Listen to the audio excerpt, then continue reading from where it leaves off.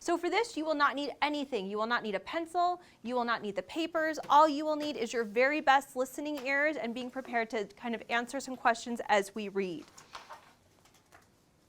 So we are going to be reading about a very famous photographer today named Ansel Adams.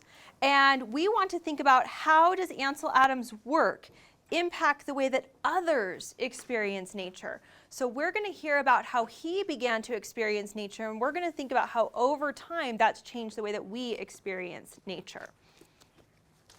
So this is called Capturing the Natural World, and you do not have this, so once again, this is just listening. An early love of nature. Early one spring morning, 8-year-old Ansel Adams stood on the sand dunes near his home, looking out over the Pacific Ocean. He watched the whitecaps dancing on the deep blue surface of the water.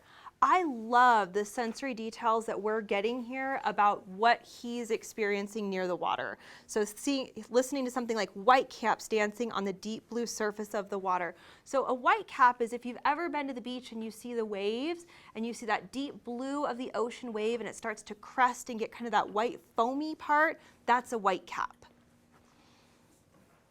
A northwesterly wind blew fiercely against him, making it difficult to stand.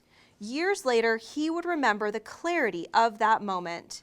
It was, he wrote, a revelation. He knew he would return to this magical place for years to come.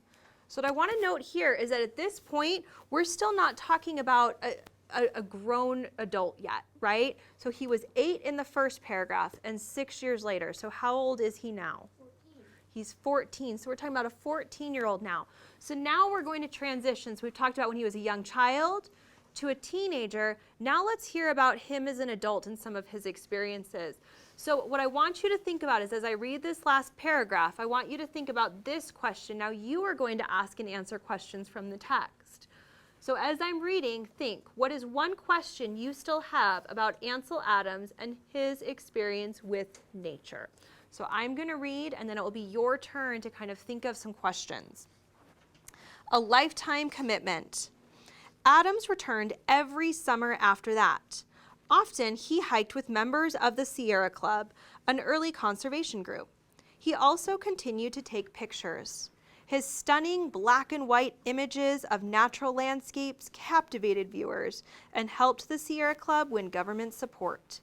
At age 66, he received the Conservation Service Award, and at age 78, the Presidential Medal of Freedom. Adams died in 1984, but his love of nature lives on in his photographs.